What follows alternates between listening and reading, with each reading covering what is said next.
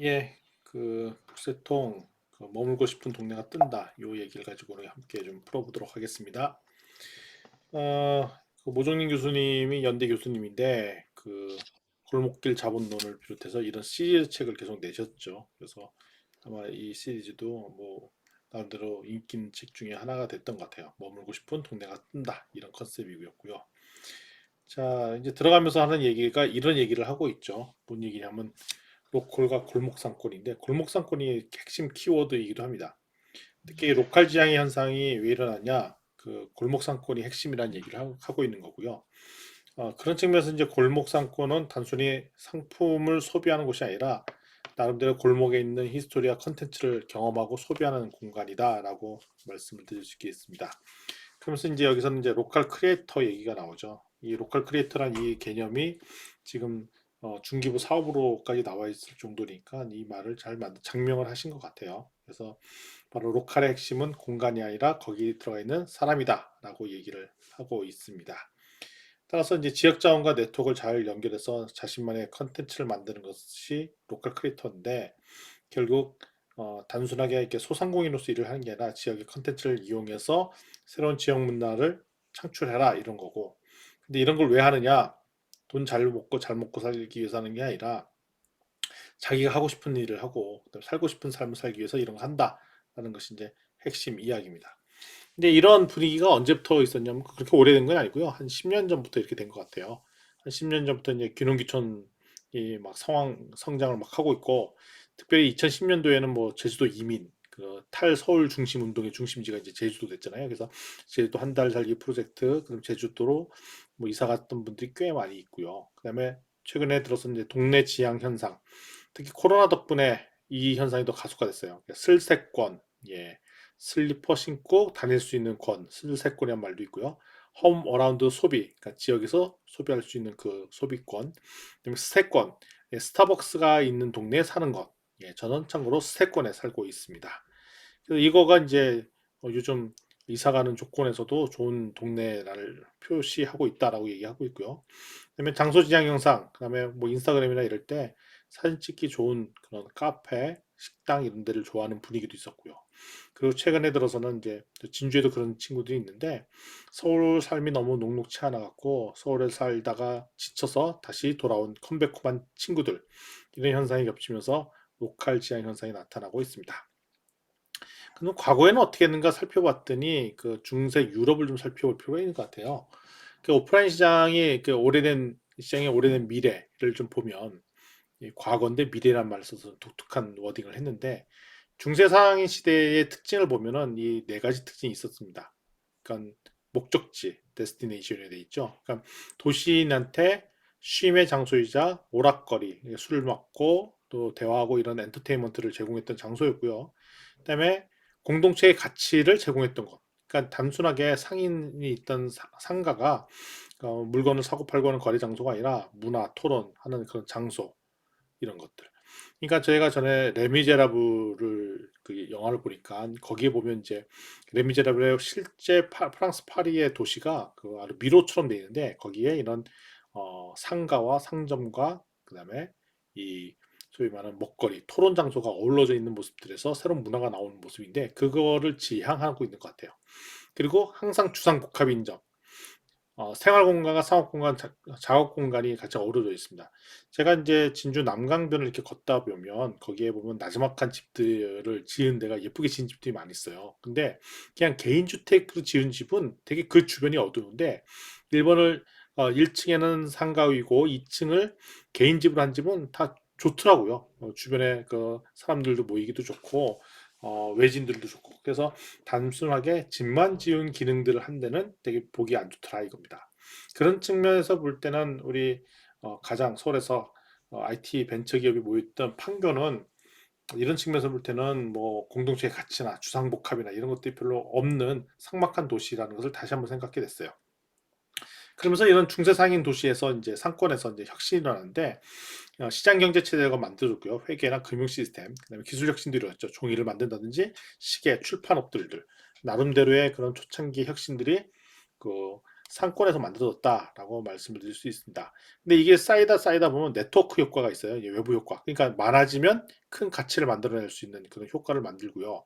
그다음에 최근에 들어서는 여기에 효율성과 필요성이 가미된 ICT가 첨가된 하이테크 상권 플러스에서 하이터치 상권, 그러니까 감성과 체험이 도드라진.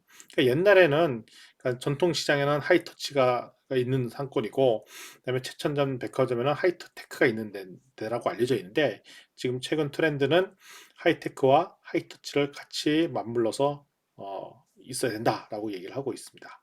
그런 측면에서 볼 때 로컬이라는 개념은 탈산업화의 유물이라는 거예요. 그러니까 창업의 경쟁력이 특이성과 유일함에서 나오는데, 이제 오히려 기업의 경쟁력은 다른 기업이 복제하기 어려운 콘텐츠를 개발했느냐 있는데, 결국 로컬의 핵심 자원은 소상공인의 역량에 달려있다, 기술력에 달려있다는 것입니다.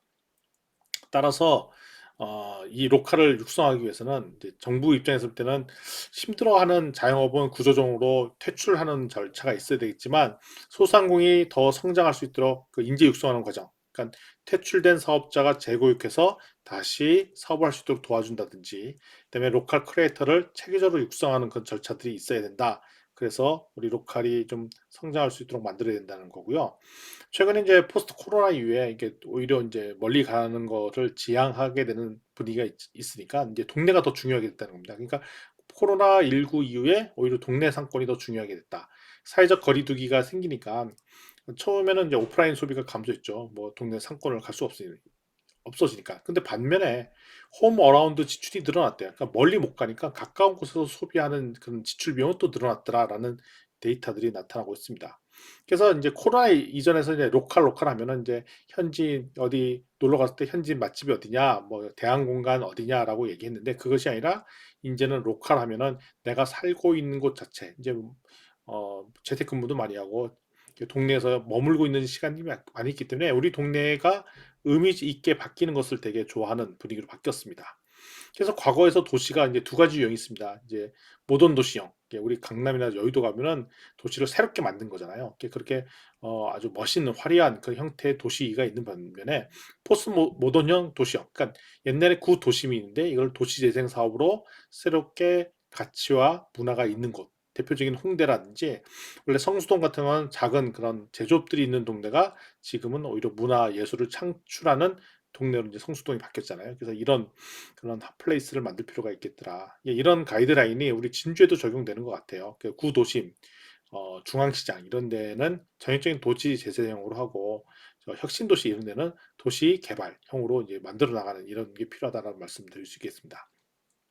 따라서 자연스럽게 이제 골목 산업에서는 거기에 이제 코워킹 스페이스도 필요하고요. 그다음에 복합 문화 공간이나 소셜 벤처, 문화 기획사, 도시재생 스타트업들이 막 존재하면 그 골목은 상권이 성장한다고 합니다. 따라서 우리 좀 최근에 이제 만경동에나 뭐 성북동 이런 데에 그 도시재생 사업들을 하는데, 여기에 코워킹 스페이스뿐만 아니라 그 소셜 벤처, 문화 기획사, 뭐 도시재생 스타트업 이런 분들이 같이 존재할 때 더 성장을 하는 것 같아요. 그래서 진주의 모델이 어떻게 보면 컴팩트한 도시, 그러니까 걷고 싶은 도시이자 일과 주거와 놀이터가 함께 있는 이런 공간으로 만들어졌으면 좋겠다 싶은 생각이 있습니다. 그래서 이런 측면에서 볼 때 7대 3의 법칙이 존재하는데요. 그러니까 한 70%는 어느 관광지나 다 있는 필요한 시설물들이 들어가 있고요. 나머지 30% 정도는 그 지역에서만 관찰할 수 있는 독특한 문화를 판매하는 시설이 들어가야 좋은 상권을 만들어질 수 있다라고 얘기합니다. 결국 그런 측면에서 볼 때 이제 점점 이제 도시가 그 15분 안에 모든 것이 다 가능한 도시 만드는 것이 이제 트렌드인데, 그걸 제일 잘하고 있는 데가 이제 프랑스 파리라고 합니다. 프랑스 파리 여기 개선문이 있는데, 기본적으로 15분 안에 모든 생활 편의 시설들이 다 있고, 이 15분 안에 걸어가서 모든 것을 활동할 수 있는 걸로 빌드업하자 이런 겁니다. 차를 타고 어딜 간다든지 뭐 이런 측면들은 오히려 바람직하지 않고, 차가 다니면 사람이 안 다니잖아요. 그 사람이 안 다닌다는 측면에서는 도시 설계를 좀 더 또 사람 친화적으로 할 필요가 있다. 중앙시장이나 이런 데도 또 사람 친화적으로 할 필요가 있겠다라는 측면이 들겠고요. 그런 측면에서 볼 때는 우리가 있는 경상국립대 주변에서는 경상국립대 주변과 그 건너편이 아주 큰 도로가 있음으로 말미암아 좀 분리가 되어 있는 느낌이 있는데, 어떻게 15분 안에 모든 것이 가능한 도시로서의 역할들을 하고 있는지도 확인해 볼 필요가 있겠습니다.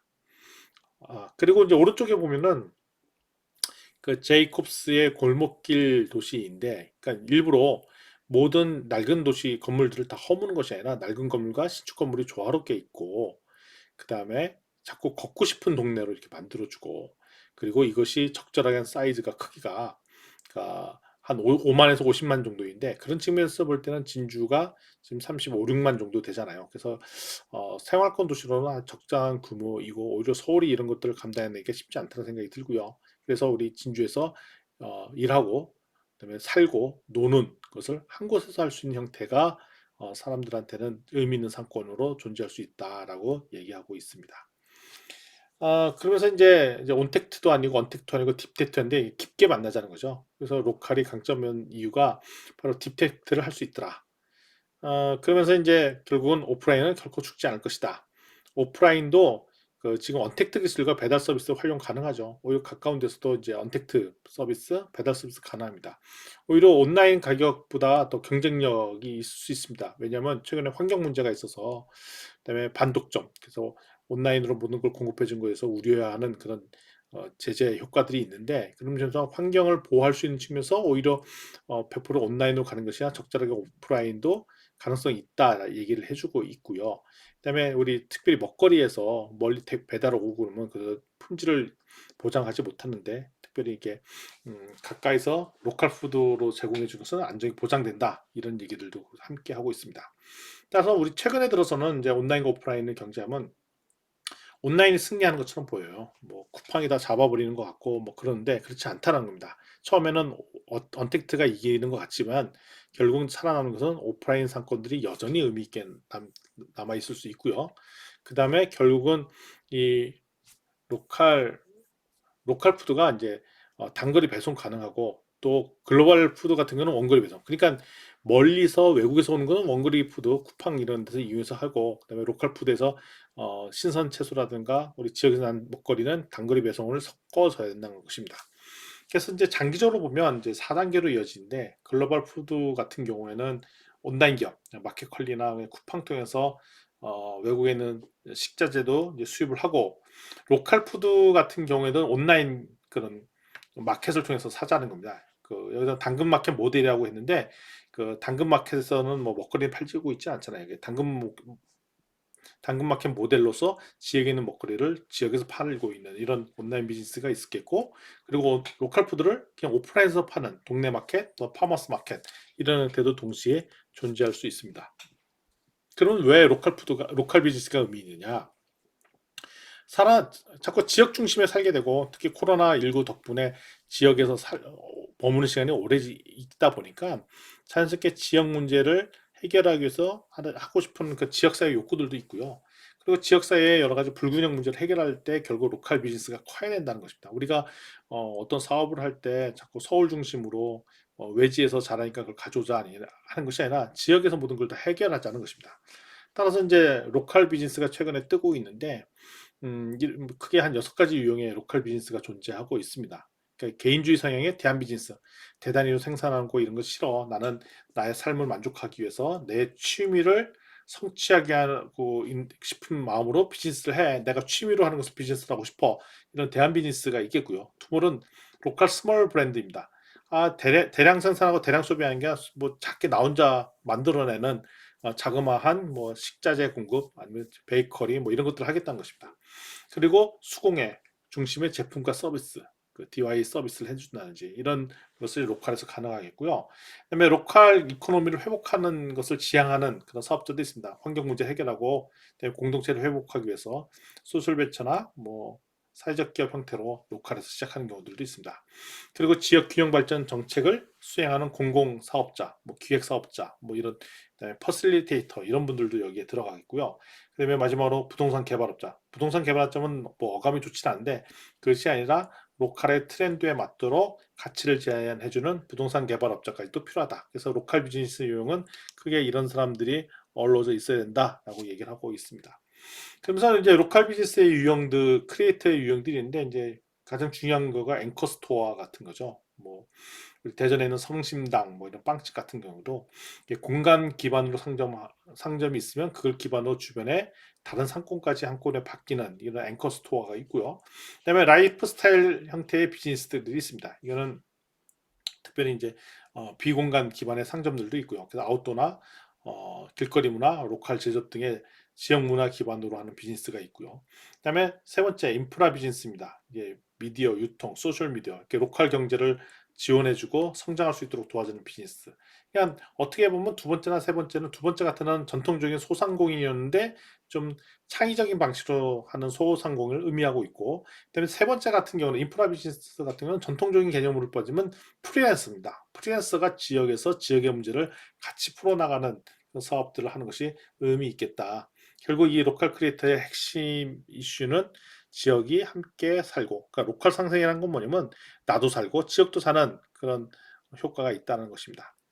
그래서 결국 중심이 누가 있냐, 로컬 크리에이터가 중요하다라고 얘기했는데, 로컬 크리에이터가 그러면 어디서 나온 거냐 보면 결국 로컬 크리에이터는 지역에서 지역 자원, 문화, 커뮤니티를 연결해서 새로운 가치를 만들어내는 창조적 소상공인을 말하고 있습니다. 그래서 과거에는 그 소상공인이 식음료, 숙박, 카페 등을 했잖아요. 여기다가 디자인, 미디어, 엔터테인먼트, 소셜 벤처, 문화기획, 도시재생 이런 것들을 함께 섞어서 새로운 가치를 만들어낸다라고 해서 로컬 크리에이터 사업들이 이제 최근에 유행이 된 것입니다.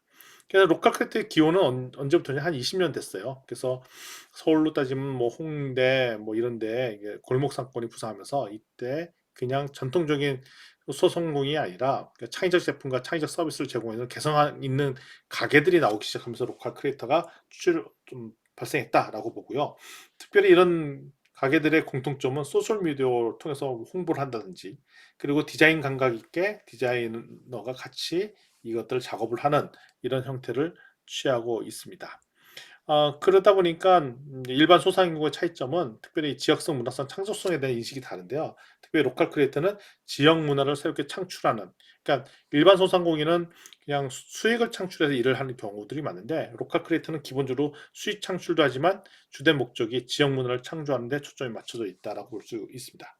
결국 로컬 크리에이터는 결국 나를 찾는 자기다움을 왜 되게 중요한 가치를 여기 있습니다. 나는 돈을 많이 벌거나 대량 생산할 수 있는 방법이 아니라 나의 철학을 내 사업에도 연결하고 싶어. 내 기업 자체가 창업자가 진짜 하고 싶은 일을 반영하는 사업 모델이 바로 로컬 크리에이터입니다. 그래서 항상 로컬 크리에이터에 이런 질문을 달고 산다는 것이죠. 나는 누구이며 앞으로 어떻게 살아야 되지? 내가 굳이 내가 하고 싶지 않은 일들에 올인할 필요가 뭐가 있어? 라는 소위 말하는 대안적 라이프 스타일. 그러니까 산업 사회에 대한 대량 생산하고 성공 지향적인 삶에 대한 반작용. 너무 피곤해. 나 그렇게 살고 싶지 않아. 그래서 서울은 너무 힘들어. 그래서 지방으로 가야지. 라는 탈물질주의와도 연동이 되어 있다라고 볼 수 있겠습니다. 그러고 보니까 이렇게 과거에는 이런 측면에서 볼 때 그냥 가볍게 그 소상공인 샵을 연결했는데, 최근에 이제 젊은 로컬 크리에이터는 규모는 작게 하지만 최첨단 기술을 씁니다. IT 기술을 씁니다. 그게 하이테크죠. 그리고 하이터치, 감성과 경험을 충실하는 이 산업을 동시에 추구하. 그러니까 이거를 두 개를 섞으니까 혁신적인 기업들이 나온다는 거야. 그러니까 로컬 크리에이터가 단순한 소상공인이 아니라 혁신적인 소상공인으로 이렇게 봐줘야 된다라고 보고 있고요. 특별히 가치는 뭘로 만드냐? 로컬 브랜드 창업을 통해서 만들어낸다라고 보시면 되겠습니다. 자, 그러면 이제 로컬 크리에이터는 어떻게 만들어져야 되느냐? 그러니까 기본적으로 이제 공간 창업이기 때문에 이제 단순하게 공간을 기획하는 걸로 끝나서는 안 되고, 이 공간을 앞으로 운영해 나갈까? 왜냐면 그걸 지속 가능성 있게 가야 되니까 공간 운영이 더 중요해야 되겠고요. 그럼 이걸 어디서 창업하는 게 좋을까라고 했는데, 과거에는 사람이 많이 유동 인구가 많은 곳에서 창업을 하려고 했는데, 이제 그걸 뛰어넘어서 이제는 생산 환경. 왜냐면 크리에이터가 만들어내는 것을 찾아가고 일부라도 가는 거는 분위기가 조성되어 있기 때문에 생산 환경도 되게 중요하고요. 특히 적절하게 사람들이 몰려 있는 곳, 이게 밀도라고 하는데요. 이 밀도가 되게 중요하다. 왜냐면 띄엄띄엄 떨어져 있으면 이게 하나의 소위 말하는 밀집 효과가 없기 때문에 되게 어려워진다는 얘기를 하고 있습니다. 그러니까 마이크 포트의 클러스터 이론에도 이런 투입 요소, 수요 요소, 산업 연관관계, 내부 경쟁 구조가 어느 정도 맞아 들어가야지 이게 소위 말하는 생태계나 클러스터가 만들어지지, 너무 떨어져 있으면 이게 클러스터가 형성 안 된다는 것입니다. 그래서 혁신적인 가게가 하나 오면 그걸 따라 다른 가게도 올 수 있는 효과들이 있어야 된다는 것이죠. 그래서 아주 혼자 멀리 떨어져 있는 곳에서는 이런 효과가 안 나온다라고 얘기를 하는 겁니다. 가장 좋은 거는 이제 골목 상권인데 여기서는 C레디라는 모델로 가지고 얘기를 하고 있더라고요. 그래서 문화자원, 컬처가 풍부해야 되고 임대료가 비교적 싼 지역에 혁신적인 한 가게, 앙트러프너십이 들어가면 혁신 한 명의 기업가 정신 높은 샵이 시작되면 이거를 보기 위해서 접근성이 높아지고 이거를 또 공간 디자인도 멋있게 하고 정체성을 막 유지하는 전략들 만들어내기 때문에 주변의 다른 상권도 함께 성장한다라고 이야기를 한 것 같습니다.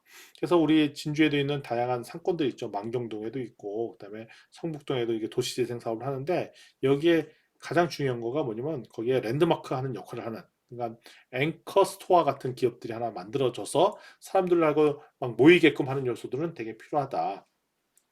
그러니까 대전에는 성심당 하나가 들어옴으로 말미암아 주변 상권들이 다 방해했듯이 이런 것이 필요하다라고 말씀을 드릴 수 있겠습니다.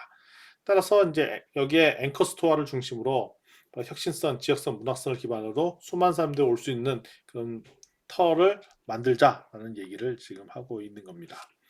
자, 그러면 여기에 앵커 스토어의 성공 요인은 뭐 혁신적인 비즈니스 모델이 있어야 됩니다. 그러니까 다른 사람과 다 똑같이 아니라 혁신적인 모델이 들어가고 철저히 지역성과 문화성을 반영하는데 이런 것을 기반으로 해서 그 상권들을 만들어 나가는 것을 지향하고 있습니다. 그래서 시작은 1단계에서는 골목 상권에서 시작하는데 이것이 골목 한 앵커 스토어로 말미암아 그 동네가 다 바뀌고 그러니까 대전에는 성심당 주변에 빵 거리가 만들어질 정도로 동네가 다 바뀌고 이걸 인해서 이제 빵 거리가 만들어지고 다른 빵집들이 더 생기면 산업 생태계가 만들어진다고 합니다. 그래서 1단계, 2단계, 3단계를 지향하게 나서 한 지역을 바꿀 수도 있더라. 그래서 여기 오른쪽 사례 보면은 대전에는 성심당, 그다음 제주도는 성산 플레이스 캠프, 그다음에 연남동, 연남 방앗간 뭐 이런 데들이 막 얘기 나와 있고요. 또 연희동에 어반 플레이 뭐 이런 플레이스 앵커 스토어로 말미암아 지역이 함께 바뀌는 효과들이 있었다라고 말씀을 드릴 수 있겠습니다. 그럼 진주는 어디가 앵커 스토어일까요? 이거는 한번 고민을 해볼 필요가 있겠고요. 결국 이것이 이제 라이프 스타일을 변화시키는 건데 최근에 이제 젊은 세대, 밀리엄 세대의 트렌드는 로컬에서 자유롭고 독립적인 라이프 스타일을 추구합니다. 그래서 라이프 스타일 비즈니스를 지향하고 있는데 그냥 창업자가 자기 생활 스타일대로 사는 것을 그거를 고객한테 제하는 사업 모델입니다. 그냥 내가 지금까지 좋아하는 일들을 상품화하자는 겁니다. 결국 그것이 지역 문화의 성공적인 상품화하는 것과 연동이 있다는 거죠.